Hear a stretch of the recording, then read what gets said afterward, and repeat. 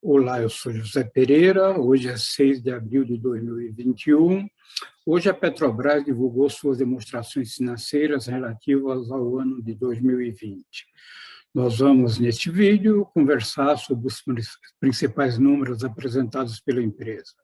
A Petrobras é uma grande empresa, conhecida de todo o mercado brasileiro, uma empresa que continuamente ocupa seu espaço na mídia, quer seja através de sua produção de prospecção de petróleo, quer seja através do preço de suas ações, quer seja através de troca de seus dirigentes ou até da chamada Operação Lava Jato. Então, vamos ver os números divulgados hoje. Nesse slide, portanto, vamos apresentar os números. O objetivo do slide é facilitar o processo de transmissão e de acompanhamento das informações.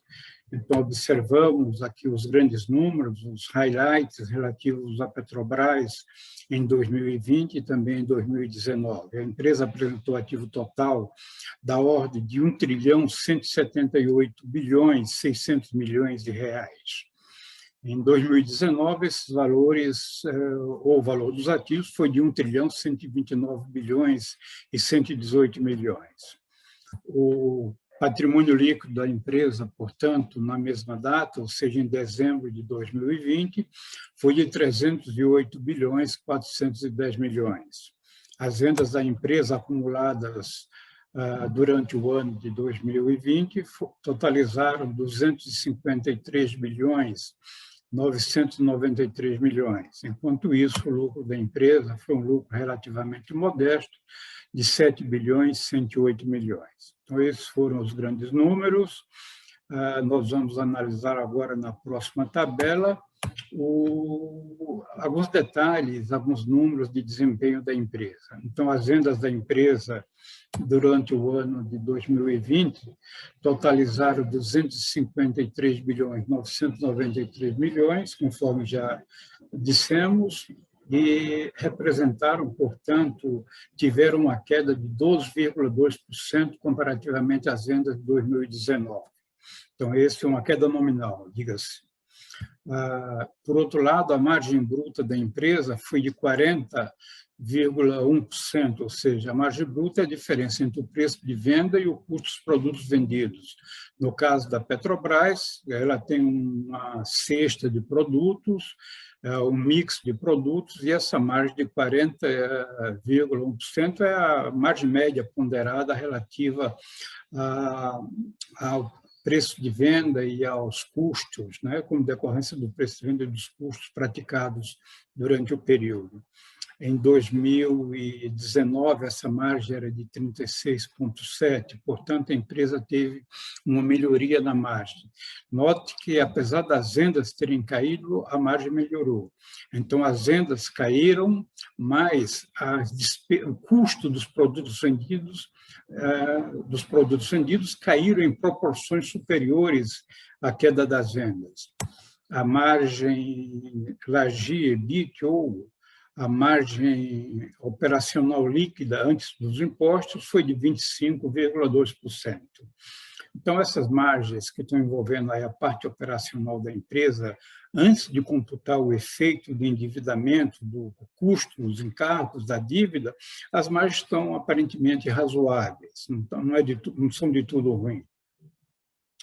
O lucro líquido da empresa sobre o patrimônio líquido, chamado retorno sobre o patrimônio líquido da empresa no período, foi de 2,38%, né? Portanto, não foi um lucro que os acionistas desejavam, possivelmente.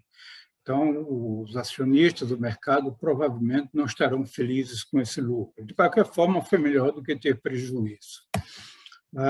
Um dado relevante para se observar, esse dado chama efetivamente a atenção, é o giro do ativo total da empresa, 0,22. Já tivemos a oportunidade em vários vídeos de comentar o que é o giro do ativo. O giro do ativo caracteriza uma relação entre o volume de vendas da empresa e os seus ativos totais. Então, 0,22 quer dizer que para cada 100 que a empresa manteve em média de ativos, ela realizou vendas de 22.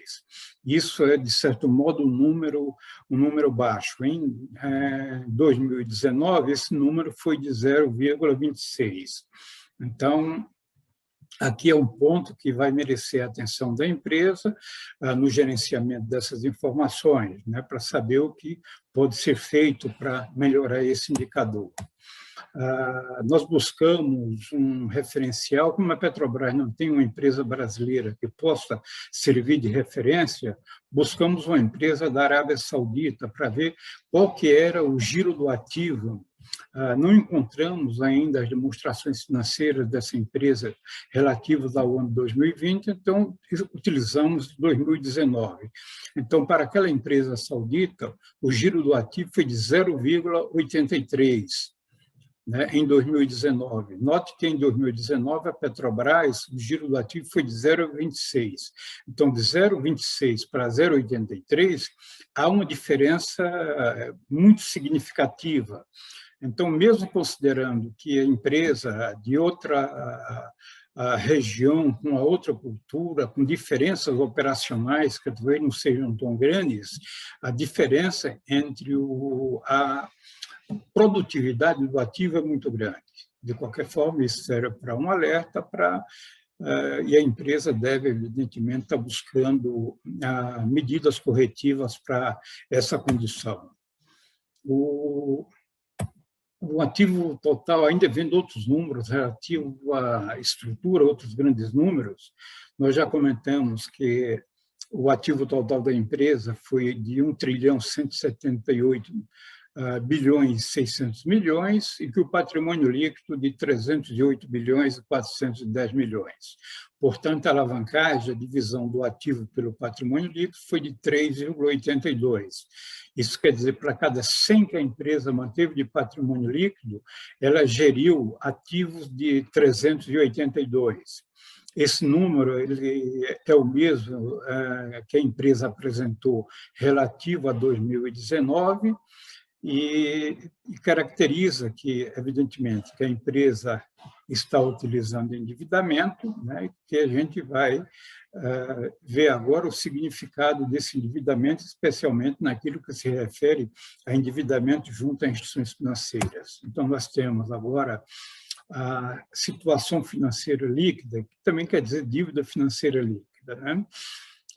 Esse valor totalizou, em dezembro de 2020, 547 bilhões, 418 milhões. Então, a situação financeira líquida, apenas para definir exatamente o que consideramos para efeito dessa rubrica, para efeito desse item, é representado pelo caixa e equivalentes de caixa, mais títulos e valores mobiliários. Esses dois itens como parte do ativo circulante, menos as dívidas com instituições financeiras de curto e de longo prazo e também os contratos de arrendamento mercantil. Então, esse valor de 547 bilhões, 418 milhões, representa 177% do patrimônio líquido da empresa, ou seja, 1,77 vezes o valor do patrimônio líquido, né?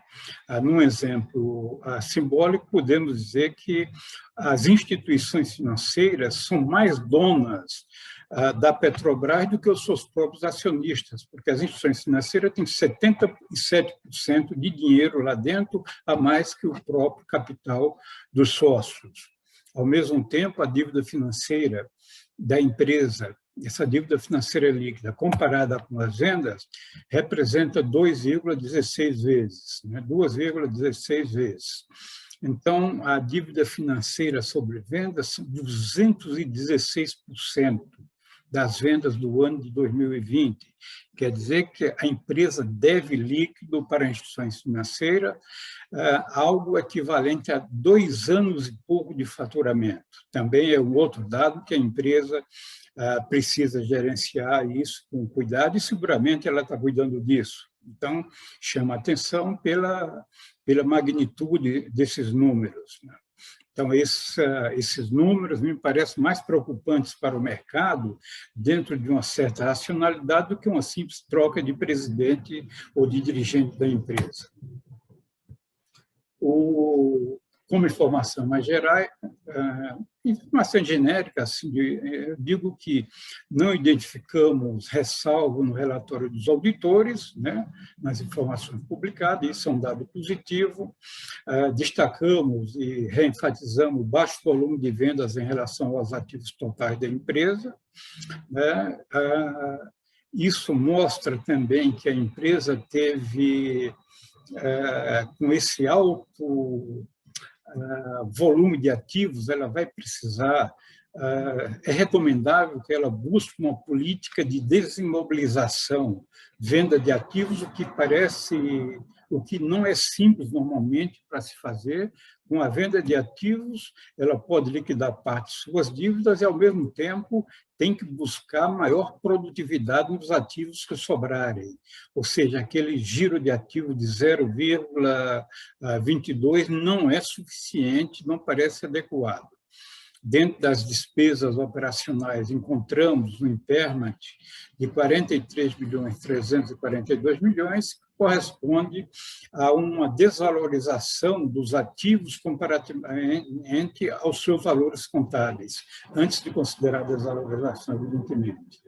O elevado endividamento financeiro, ele tem como consequência, principalmente por se tratar de dívida contraída em moeda estrangeira, em dólar, o fato de que, além dos encargos financeiros propriamente ditos, tem a variação cambial também. Então, essas informações que identificamos, assim, numa análise rápida sobre a Petrobras.